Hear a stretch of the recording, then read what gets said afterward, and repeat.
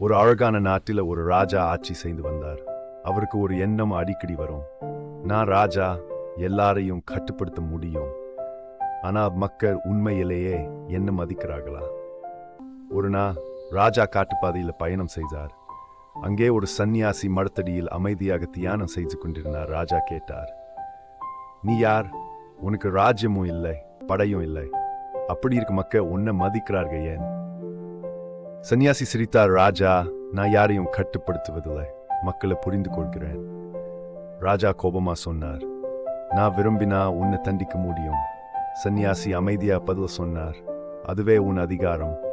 ஆனா அதை பயன்படுத்தாமல் கட்டுப்படுத்த முடிந்தா அதுதான் உண்மையான அதிகாரம். ராஜா அமைதியானார். அவர் புரிந்துகிட்டார்.